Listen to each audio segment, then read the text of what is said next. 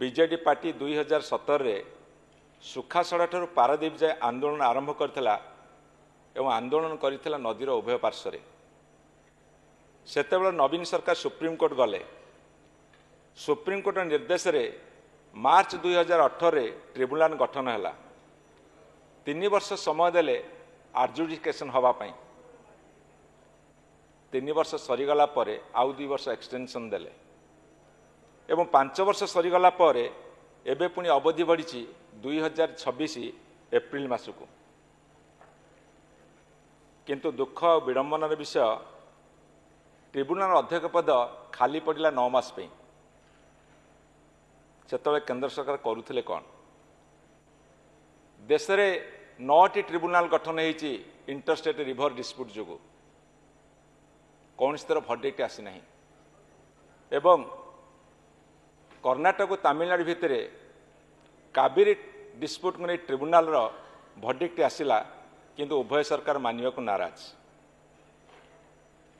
ब्रह्मपुत्र पर चाइना बंध बांधुची आमको बिंधुची कहीं ना से अन्य एक देश आम स्वर उत्तोलन करुचे प्रतिक्रियाशील होचे हवा उचित मो सहमत। तांको भाषा रे ये हूँ लोकप्रिय सरकार। मान्यवर मुख्यमंत्री बलांगीर ठारे सभारे कहले मु छत्तीसगढ़ सरकार साथ 2 थर कथा जदि होइछंती कौन कथा मते जना। ये हूँ महानदीर आकुल निवेदन। असह्य ताती जलुवा बेले शांति मिल आश्वस्ति मिल। ये डबल इंजिन सरकार नुहे बरं भल भाव कहले मोमो सरकार। मोदीजी एवं मोहनजी सरकार अर्थात मोमो सरकार।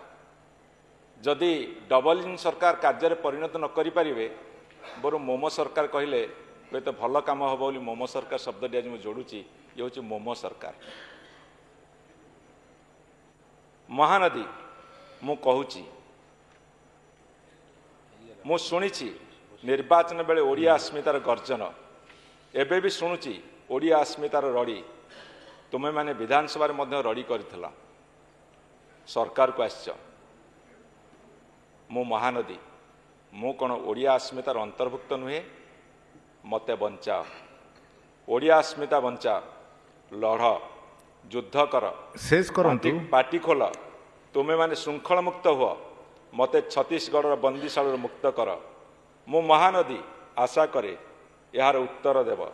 आउ नई बढ़ीर दृश्य विषय कहवाक जाई गाईर आत्मकाणी कहबनी कि 24 वर्ष हेनी।